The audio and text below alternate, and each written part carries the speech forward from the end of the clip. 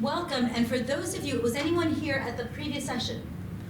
Okay, so for those of you who are at the previous sessions, it's going to be a little bit repetitive, for which I apologize, but if you have questions or there's things that you'd like to hear more of, I would love to talk to you, so save that for the Q&A. We'll go, we have a hard stop in an hour, so it's 12:49 now and we're starting right this minute, so we will pretty much stop at 1:50.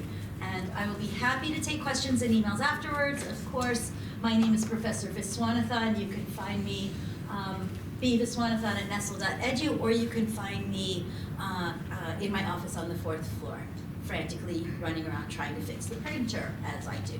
So, what can I tell you about Galway? So much. It is going to be really exciting this year. We are very looking forward to it. We're seeing really good turnout, really good. So I'm gonna preface this sentence by saying, if you're interested, there's a $100 deposit on a very short one-page application, and I highly, highly recommend that you get it in right now, because A, the $100 goes up after the early bird window closes, but B, there isn't a clear cap per se, but we do top out, and it's pretty much first come, first serve. So if you'd like to go, the chances are really good that you'll get in if you put down the deposit now. But the other thing I'll preface this by saying is that next week, starting on Monday of next week, I believe that's February 3rd, we will be sending out the application packages, all the actual concrete information that you need, and we will start sending out acceptance letters on a rolling basis. So we're starting to accept people as of the 3rd. This is not to turn the burner up under you and make you spend money that you don't necessarily want to spend. This is to say, if you want to go, this is earnest money, and I would say you should do it. Because there are only, and this is really driven by Galway, the university's housing limits, right? So we really have to let them know how many people are coming, and we pay for that up front. So once the seats are taken, they're taken. So please get in now. But I really want to talk to you about the more enjoyable stuff. First of all, I have two wonderful students from prior programs. One who liked it enough to come twice, so clearly an advertisement for the program, but I did not get to have you on my watch, which is a bummer. These two students are going to introduce themselves and talk to you, but Anya Prederestin, you went last summer and the summer before, right? I did, yeah. Right, and Harry? Just last summer. Last summer, right? So Harry's gonna tell us about his experience last summer and how much fun he had and all the things that he did to make it work. Because I know a lot of times you have questions about how do I make this work with my other obligations or interests or internships and so on. And that is really something that we'd like the students to speak about because they have experienced this themselves live. Okay, so the students are your resource, as am I. Go to them, talk to them. They're both super nice, smart, caring, great people, and they're going to be here for you. So they are the people to talk to about your concerns, interests, whatever else. And of course, if you have any questions about the program, I'll be here for you. So the logistics. Let's start with the question that often presses people about paying for this, right? This is in fact eligible for financial aid. And how you do that is you apply for it just like you normally apply for financial aid, and you work with our amazing financial aid office. There will be more information about that as soon as you submit your application and you get your informational package and your acceptance letter next Monday. You will start getting all the information about specifically how you do that. They are pros at this, and they will really make this possible in terms of maxing out your financial aid. So it is in fact eligible for financial aid. How many credits are there? Let's talk about that. Each course, each session, are 2 3-week sessions. Each session has 2 courses in it. Each course is worth 2 credits. So 2 + 2 session 1, 2 + 2 session 2. The American Bar Association, the ABA, sets the rule that in order to qualify for financial aid, you must take 3 credits. 3 credits during this program, which means, that means that either you take 2 courses your first session, you take both the courses that are offered, and there you go, you've got 4 credits, or you take one course one session, one course the second session, or you take 1 and 2, or you take 2 and 2, right? The maximum number of credits that you can get for this program is 6, but that's really pretty considerable, and it's nice. Because think about it, if you're doing an internship or an externship your third year and you're maxed out on your credits and you just want to have room to do other stuff, you get a really amazing internship and you want to take it, but you need to take 15 credits, that's almost impossible. But if you've gotten 6 credits off your plate that count toward graduation, it frees up some room for you. So I think that's a nice little perk of this program. And I think that this program is rigorous, but it's not painfully rigorous. This is designed for you to have both an experiential and an educational component. We take balancing those two things pretty seriously, so it won't be like, painful like my first year con law class. It will be hopefully more like the feeling of an elective. Smaller classes, more deep diving, and also classes leave you with ample room on weekends to do your own thing, which is also unlike law school, I think, at least for those of you who are doing law school right. There are 2 3-week sessions. The first one is June 16th to July 4th, and the second one is July 7th to July 25th. In case you forget or you don't feel like writing down notes, that's fine. Everything is on our website now. Okay, all the dates are on our website. What I would caution you just a little bit is you're gonna wanna get there a couple days early to move in, to get acclimated, to get over jet lag, which yes, is real. It's not horrible, but you definitely feel the first couple of days, and you don't wanna be hitting the ground, not running your first day of class. And there's a move-in day, and there's a required orientation. So you're gonna add a couple days onto the beginning of that, and I would strongly suggest you add at least a day at the end of it, because moving out, as anybody who's ever moved knows, is just so much more than you ever think it is, right? Yeah, it gets worse. It's when you start accumulating more stuff. So, June 16th to July 4th is the first session. July 7th to July 25th is the second session. What do? You do 2 courses. So there's one international course offered by the University of Galway folks, and there's one course offered by a US professor from, usually, well, at least one of them from our school. So the first session, there's a course on international and comparative human rights, which is super cool and super interesting. And that one is called International Humanitarian Law. It's also known as the Law of Armed Conflict, familiarly, and it's taught by the Galway professors Ray Murphy and Shane Darcy. The second course that's offered is going to be taught by me, and it's called Artificial Intelligence and the Law of Comparative Approach. So there we'll be looking at some of the stuff I'm teaching in my new AI course this semester, but also what's the EU doing? What's the UK considering doing? What are some of the regulations? And then sort of the different approaches, right? How different is it when your number 2 vice president of your country isn't Elon Musk? It might be kind of different, right? So we're going to talk about how AI might play out in these different scenarios. The second session will be International Human Rights Law, will be the first course, taught by Dr. Edel Hughes. And the second course will be a sort of Origins of U.S. Constitutional Law course, and that instructor still remains to be determined. And you take, like I said, 1 or 2 of those courses.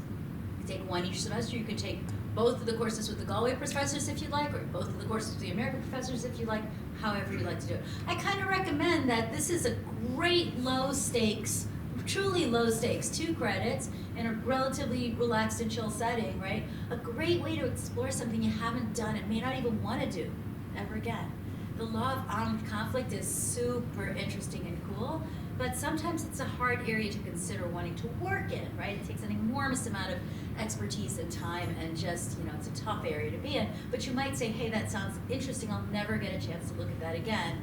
2 credits on that, why not? It'll be fun and it'll be cool and it'll be interesting. So I highly recommend you step out of your comfort zone and take something you hadn't thought about before. So, like I said, you get to choose which sessions you want to take. What are the assessments? Each professor has their own assessment. Again, I think you guys can speak to this better than I can. They're pretty doable, right? Is that fair, Harry? The courses? Yeah. The courses are extremely doable. They feel a lot like electives. It's 2 to 4 credits a week compared to most of you take about 15. periods a week. So you have all kinds of free time. I know that they arrange the courses so that I think you would have Fridays off, I believe. So you have all kinds of time. You can travel. I know that I spent a lot of, about half the weekends while I was in Ireland traveling to other cities or even other countries. I visited England and Scotland while I was there. But the courses are really doable. And I wouldn't worry too much about a really hard final test to sit down and take. A lot of them require just a paper that you do in your own time. I believe in the second semester I took the Supreme Court class, and that was a final, but it was more like trivia questions. It was not really that intense. Did you find the same thing? Yeah, similar situation or feeling on this. The classes are broken up, like I think is it 9 a.m. that we had a session, like 9 and then one at like noon or 1. So depending on which classes you take, you'll be in at those hours. And some people did double up, like the professor was explaining, and took 2 the first semester. Just you'll be in maybe 9 until like 2 p.m. or something. Yeah. But it's all very doable, and the professors explained to you they want this to be a cultural experience as well. So they want you out, they want you exploring, they want you jumping on buses going to different parts of Ireland on your weekends, or hopping on flights, because it's super accessible to the rest of the EU. These are quick, easy, very affordable flights that you can hop on and off of. Actually, we want to be doing that, so we're fine with your doing that. No, we really do try. 9 to 2, let me just tell you guys, so who haven't been there, is a really long day because daylight is really long that far north. Oh yeah. Right? In the summertime, it'll be pretty bright out, 9 or 10 at night. I mean, it's amazing, like bright, like not like here where it's like dark at 4. Your entire mood will change and you probably won't sleep, but it'll be fun, and you really can hop on flights and buses in a couple hours to Dublin. Super, I mean, there are 15 euro flights to places, like we're talking, $25 to hop a flight. That's less than going to Washington, D.C. for a weekend. So we do try to encourage people to get out and about, and it's very doable. Shannon Airport's the closest airport, but there are also buses. You will see just how accessible that area is. Okay, let us talk about housing. Housing is awesome and rocks. So yeah, you're kind of, I think, yeah? Definitely. The first summer I went, we were in older buildings, but we got like upgraded, so we were in brand new housing. You get your own bathroom, you have a little common area. We shared, I think there were 6 of us total, and it was like a hallway, and you each had your own room. But very new, like the building was being built the first summer I was there, and then the second summer we came, we got to experience it, or I did. Yeah, Professor Hansen, Vic Hansen went last year, Yep. and he said, he was like, listen, you're gonna be really in for a treat. It's called Dunlin Village. If you wanna see what it looks like, there are pictures on the University of Galway website. It is sweet. I mean, you get your own room, you get your own bathroom. Thank goodness, we're all grown up to be like that. And there's a common room, there's a kitchenette. Did I hear something about weekly housekeeping at the last meeting? That's still staying with me, wow. Yeah, they'll do your laundry. Yeah, it was like Tuesday, Saturday schedule that they would come and clean, and it's typically when you're in class they would try and come clean, but like you do your own clothes laundry, of course, like there's the little laundromats that you would bump into classmates at, but they do your sheets, and they do your, like, they'll take your recycling and your trash out, so. You may never come back, that's what I'm saying. Right, so it's a really nice building, but more to the point, or equally to the point, you can do your own thing. Do not want you to feel like you are being steered into this housing. However, you should know Galway is one of the most, and increasingly so, popular destinations in Ireland, let alone in Europe. It's got a huge arts and music festival in the summer. It's got tons and tons of beautiful, the Cliffs of Moher, all the beautiful tourism that there is. It's a gorgeous little epicenter. There's a lot of very major companies that have now headquartered near Galway because it's so charming and approachable and livable. So The point of this is that housing is super, super expensive. You will be shocked. And if your folks want to come visit, you might be shocked at hotel rates, even Airbnb rates. So you can feel free to organize your own thing, but I pretty much can guarantee you that it will not be less expensive than Dunlop Village, and it will not most likely include weekly housekeeping, but it also really may not even be available, particularly if you would start looking now. It's pretty much picked over already. So this is just a nice, I think it's a really nice thing that we do this for the students. It's a good deal, it's a really decent rate. The school, this is how it works. We, the school, paid in advance. You pay us back, but you have until 10 days before the program begins in order to pay it back. And that is because we know that financial aid, getting it through and getting your money to you and stuff can sometimes take a little while. So we give you that grace, but once you're in, you're in. You pay for your own flight, and you pay for your own local transportation. And we'll talk some numbers a little bit later on. Oh, super important, you absolutely will need a passport. That is non-negotiable. So it is amazing how many Americans don't have passports, and if you are one of them, that's fine, right? But you will if you want to go on this program, and you'd better start applying pretty much yesterday, because it takes time to get one. And there are people who sort of sweat it out till the very last possible second and may even not be able to go because document processing, well, it's the government. Document processing takes time. And there's a lot of people who apply for things, and particularly for summer travel and cruises and so forth. There's always a flurry of activity for document applying right now. You will not need a visa. There is a form called an ETA, which is a new weird form that's supposed to be happening if you're connecting through say London or another UK or EU country. That form is not yet officially online. It hasn't started yet. They have been talking about it. There's a website that mentions it, but there's no date on it, and I've spoken with people about it. There's no knowledge about when that's actually going to start. If it's anything, it's probably just going to be a piece of paper that you fill out in the airport, like in the olden days when you used to fill out customs forms, right, crossing country borders. So I don't think it's anything to fuss about. But the passport is something to fuss about. So if you don't have one, definitely get on that right away. If you have any concerns about that, let me know. Okay, so let's talk one more thing before we get into costs. What are the qualifications for this program?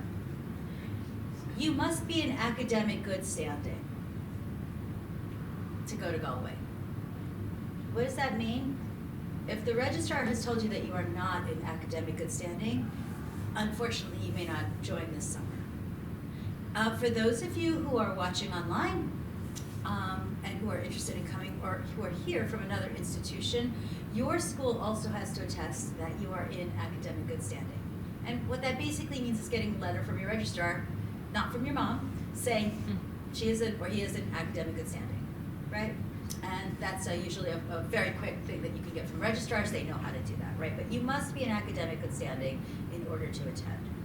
And that is, sadly, or just is non-negotiable. Okay. Should we talk about fun? Sure. Okay. Did you guys have fun? Yeah, we had a blast. Okay, phew. You're here to attest to how fun. Oh yeah, sure. I could talk for like hours, so I don't know where to begin. My parents are Irish, but I was born in San Diego, so I've spent a lot of time going over to Ireland growing up, just to be around my family for Irish dance, for different things. But I had never really explored Galway very much, and it's an adorable, very quaint, cute little city. It has these medieval walls surrounding it. Like the professor explained, it's full of culture, like especially in the summertime. There's just festivals going on. There are like arts events, exhibits up. There's busking on the streets. You're walking down the street and people are just playing music. It doesn't have to be Irish music. They could be like dancing. They're doing whatever. You have Salt Hill, the beach right there. There's a diving board, Black Rock, that goes into the ocean, which the lifeguards are going to watch, and they check the tides, but I think everyone in the program wanted to do that at a certain point, jump into the ocean there. It really wakes you up. The water's kind of freezing. But yeah, it's all just, there's the Galway Cathedral right there. There's Cayley nights. You could learn a little bit of Irish dancing if you want to. Storytelling. There's castles surrounding you. I highly recommend you go see the Ring of Kerry if you can. That's a short bus ride away. And then there are all these prepaid excursions that the school like sets up for you in advance, meaning if you pay for the program, you've already paid for them. You don't have to go on them, but you know, I thought they were a lot of fun, like the Cliffs of Moher. That's it too. Yeah. Yeah, so each session has 2 of those programs organized. So if you're a little nervous about getting out on your own the first time, which is totally understandable, right? It's nice to just have something that you know you're gonna do, and it's gonna be fun, and it's just gonna be completely and totally with a group of people who, you know, I think the folks who self-select to go to Galway are already like pretty excellent people. Like you're just gonna have a good time with them. It's not gonna be socially uncomfortable. It's gonna be fun, right? So give me 1 second. I'll tell you what the programs are. The 2 things are, the 4 events are, and then you can ask your question for sure. And don't forget your question. I always say that to people because I always like ramble on, and then people are like, I don't remember what I said, right? So there's an expedition to the Cliffs of Moher, right, which are spectacular. Huge, sheer, gorgeous, mossy cliffs that everybody must see. They're on every promotional picture you can imagine of Galway for a reason, right? There's a trip to the Aran Islands, which none of us are wearing our Aran sweater today, but they are known for their beautiful wool sweater production, and it's pretty special stuff. There is a trip to Connemara National Park, and I said at the last info session, and no one really vibed with me on this, but if you like horses and donkeys, they're really famous for the Connemara donkeys and horses are wild, and they've been there since the dawn of time. And I like can't wait to see them because I was that little girl who loved horses and still am. So, and the 4th thing is a river cruise on the River Corp, which is a river cruise with a boat that's just for us, and with dancing and music, and apparently everybody danced and had an amazing time, right? That was the only one that I wasn't able to attend.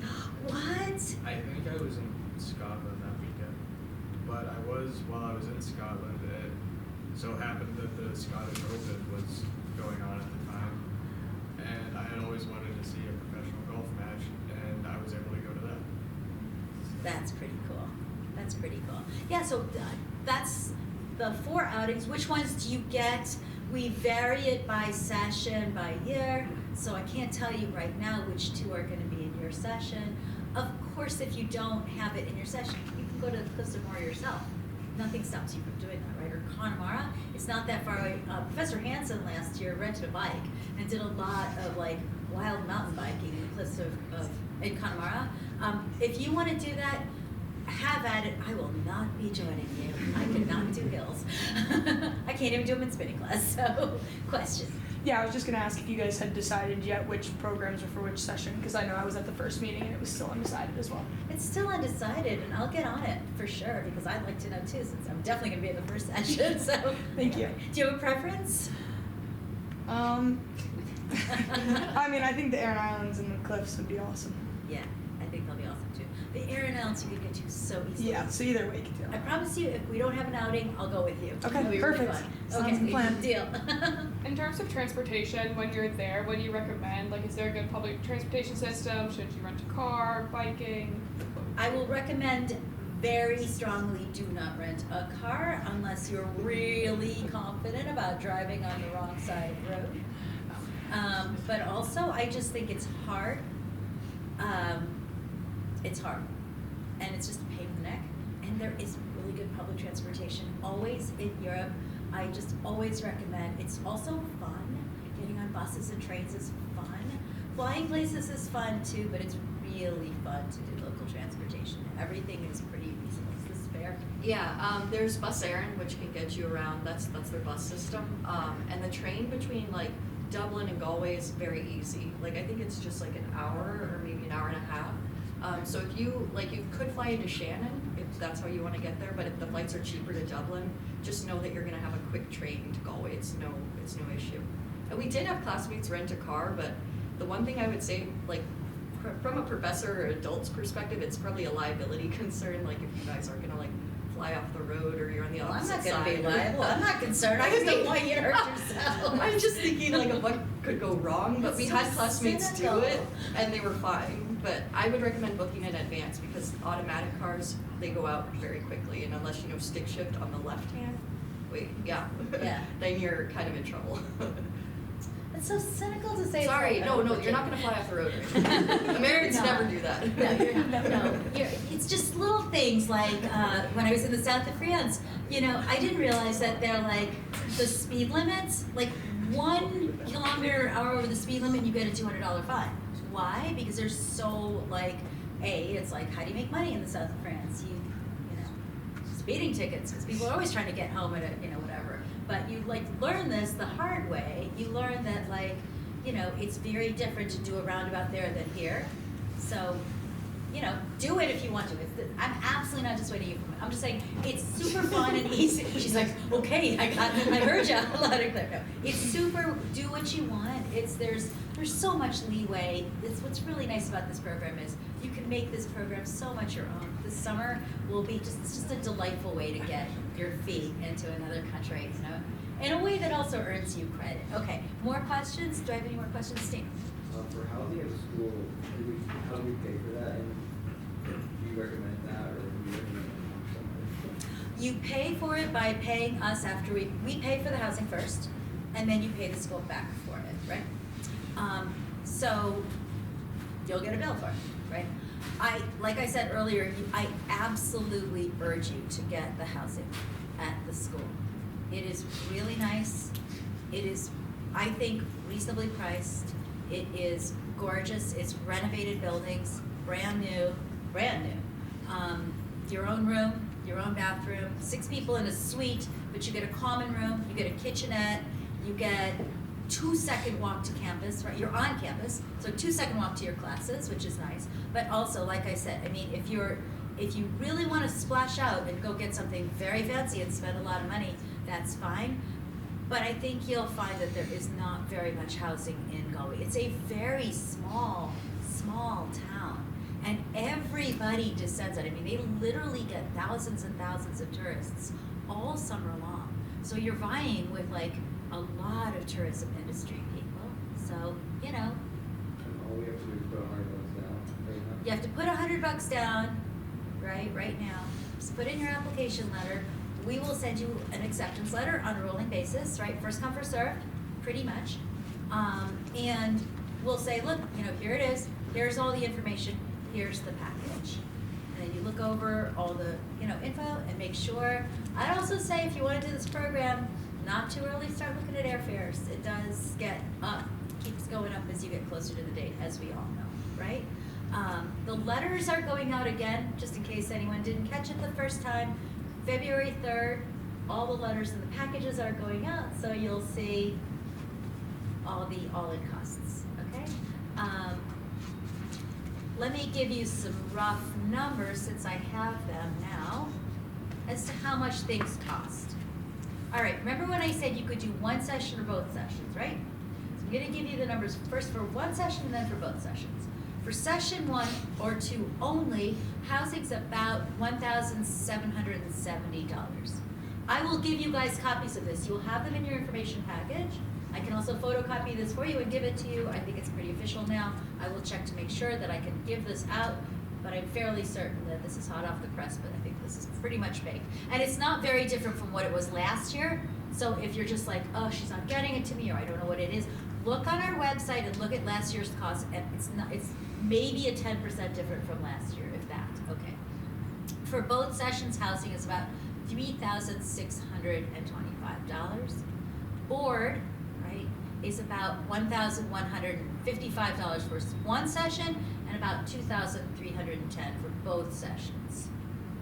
Airfare, that's gonna depend, and local transportation. We estimate about $1,500 for one session or $1,600 for 2 sessions. That's because once you're there, the bulk of that is just your airfare, right? Local transportation is really cheap if you're just staying in the area. We're not counting in all your little side travel.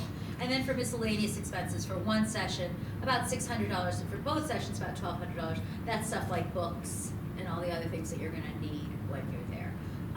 Tuition is $825 per credit. Actually, I think that's really pretty reasonable. That's less than tuition during the academic year. So you could, like I said, you could sign up for 3 credits or 4 credits. Sign up for 4 credits is $825 times 4. So, yes. In terms of like food and things like that, is that taken care of on campus? Do they have like a dining hall, or are you on your own for? There's both, there's a dining hall right near the classrooms, and they open in the morning, so you can get like little breakfast type foods and things, and you can also get lunch there. But a lot of us would go to like Aldi or Lidl, and you just get groceries, like you can fill the fridge at the dorm type thing with all your groceries. Yes. Do like the kitchenette like come like with the pots and pans and stuff? Yeah. Already there? Yeah, they're pretty well equipped, I think. Yeah. Any other good questions? No. Yeah. So what happens after you give your $100 deposit? You get your package, right? Then you put down an earnest deposit, right? $500, right? And then work with financial aid if you need to, right? And then you're really locked and loaded to go. So, as things stand right now, we have really, really good turnout. We have very high numbers for this year, and our numbers have pretty much kept going up since COVID. There was a little dip, as you can imagine, but it's gone up and up and up. So I think we're really excited about welcoming a really good size group this year. So I think it'll be fun. Do I have any more questions? Because I feel like on the last session, there were a lot of really great questions. Favorite trip? Scotland one? I think my favorite trip was London, just because I had never been before, and it's a really big city with so much to see, and all of the landmarks are just beautiful. Yeah. It's an amazing city, isn't it? It really is. There's always, London is just so rich, and Samuel Johnson once said a million years ago, in like 1600, 16 something, when a man is tired of London, he is tired of life. That's true of women too, Sam Johnson, but you just don't run out of things to do there. Or in Dublin, or you can go up to Belfast, which is really cool.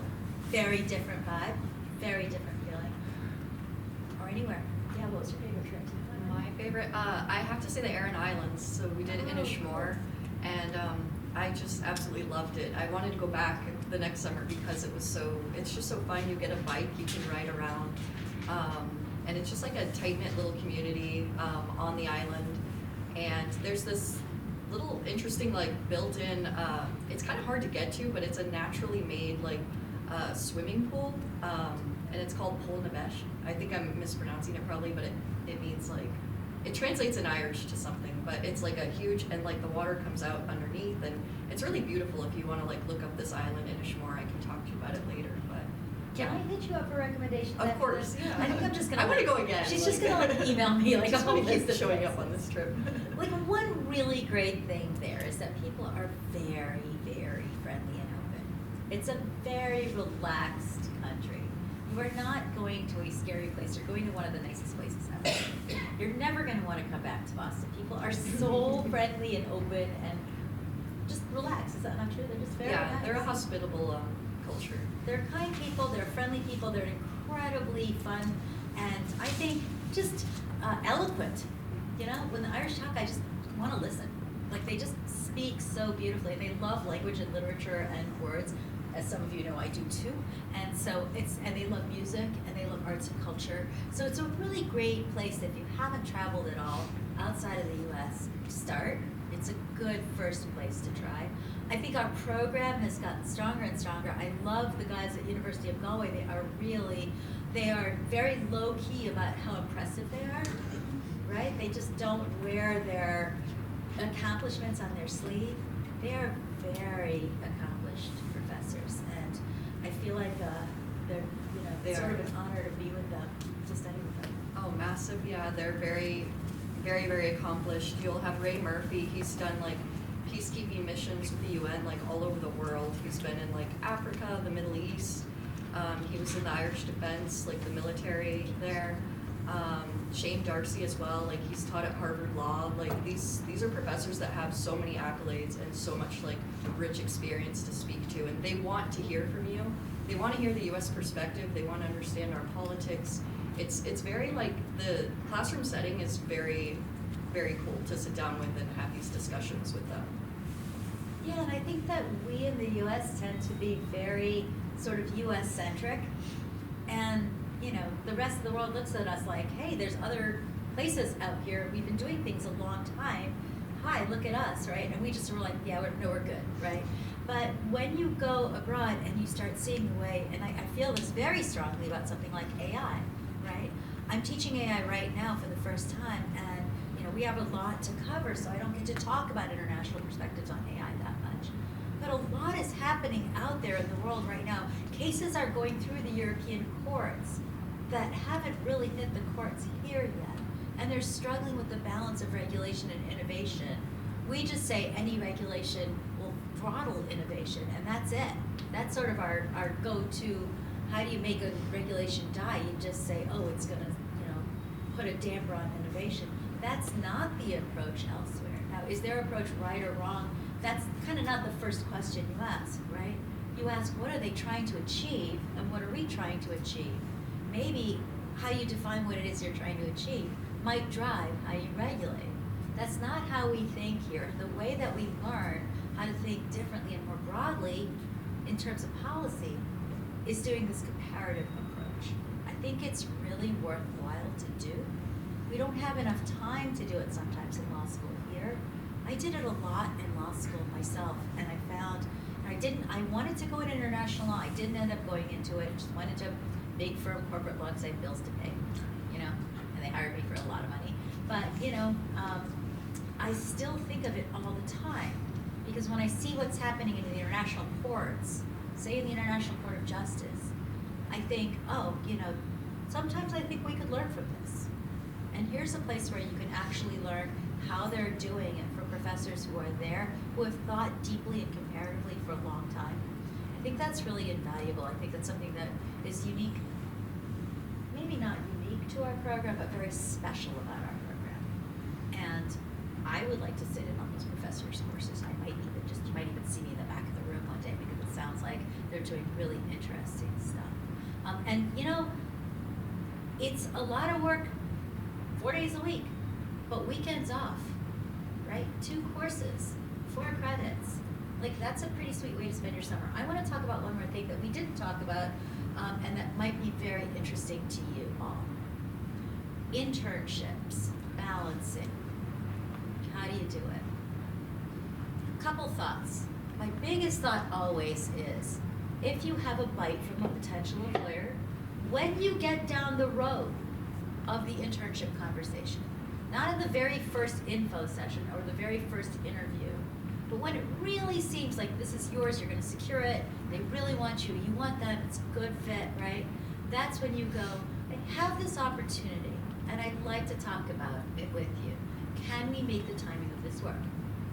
So our first session is mid-July, June to beginning of July. You have a lot of time after that. You've got most of July and all of August to do an internship, right? The other possibility is you say, can I put my internship on pause? And people, believe it or not, have in fact done that successfully, right? Can I go away for 3 weeks and then come back? Is not unheard of with some of these internships. Another possibility is to say, well, I'm gonna do both sessions, and then I'm gonna take that, you know, put that in my pocket, and then go do something else for the rest of the summer. It could be an internship, it could be making money, it could be whatever it is that you want to use the rest of the summer for, but you're going to hit the books, and you're going to hit the program hard, and then you're going to do something else. There are different ways of doing it.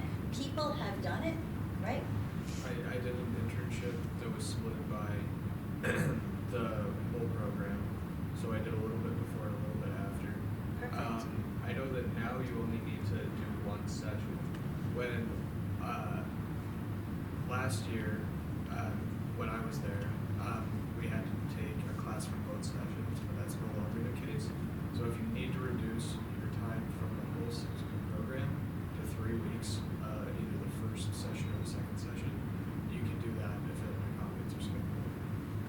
Didn't Matt do that also? Did you do that? maybe. Yeah, I mean, a couple of students have done the internship active program for sure. It's a little more unusual to split it, but it is in fact doable. Yes. Do you know people who still worked internships when they were over in Galway through virtual work programs? Because some positions I've applied to have said that you can work virtually for a specific amount of time. Have you seen people where that's successful? Yeah, we had a classmate that did that. I didn't even know he was doing that, but just, I guess to be mindful of it, like the hour difference, because there's a 5-hour difference. And I think he was just working at odd hours, but also doing the classes. So just, time management, know what you can take on and what you can manage. The first summer I did the 3 weeks because I had a prior obligation to come back and work in. But yeah, just know and be transparent maybe with your people. Yeah, and generally speaking, I think it's harder than you think to work remotely. That's all I'll say, right? So it's entirely doable, but you kind of really have to be organized and honest. So I would say you could definitely do it, but know yourself. Maybe that's what I'm really trying to say. Ask yourself, can I do this? Because I go away, I go abroad a lot, and I've gotten used to working really weird hours, and people have been very used to getting emails from me at 3 o'clock in the morning, and to me being on Zooms at really, really weird times. That's the price I pay, but I've learned how to do it. It's a skill. It's entirely doable, but you've got to absolutely be sure, like, I can do this, right? Because you don't want to find yourself burning the candle at both ends and being in another country and being cranky that you're missing out on all the goodies because you're sleep deprived all the time. That does happen and it's difficult. But if it's a good internship opportunity, you say to them like, hey, can I do a little lighter load during these 3 weeks work online? Be with you, be at the meetings that I need to be at, doing the deliverables, but I'll really ramp up when I get back, right? Employers are usually reasonable when you talk to them. If they're not, you probably don't want to work for them. That's been my discovery. But usually things are more negotiable than you think. Okay? Just don't start out by saying like, hey, I want to have this super fun time drinking in pubs in Ireland. It's so cool if I work 2 hours a week. Like that's not how that's not how you sell it. You say, I've got this wonderful educational opportunity. Can we work around it? Yes. I do have a really odd question, probably for these two more than anything. When you go to like the bars in Dublin, do you have to take your passport to go to the bar? No. Okay. Okay, I just wasn't sure. I'm just curious. I mean, unless you meet somebody who wants to take you on like an overnight trip to like Macau, but no. So maybe don't take Just the like your passport. ID. They're pretty lenient anyway. I mean, they will, like at most bars, card younger people at the door. But Really? my one friend didn't have her wallet and just showed an Instagram post of her drinking. What is the age there? 18?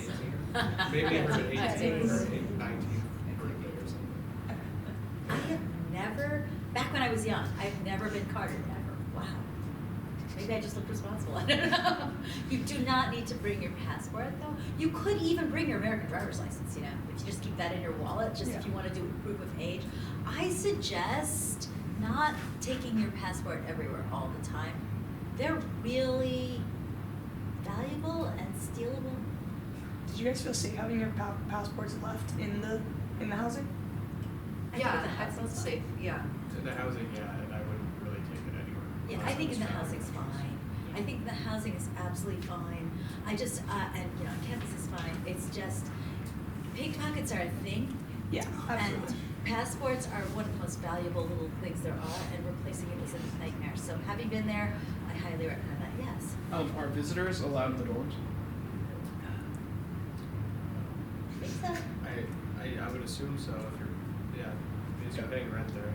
I just didn't know because if it's like a college-based type thing, like sometimes. And there they will be don't allow other it. students from other parts of wherever, like America, other parts of Europe, staying there in the summer too, so you'll get to meet people, but, yeah. I don't think they're really gonna monitor it.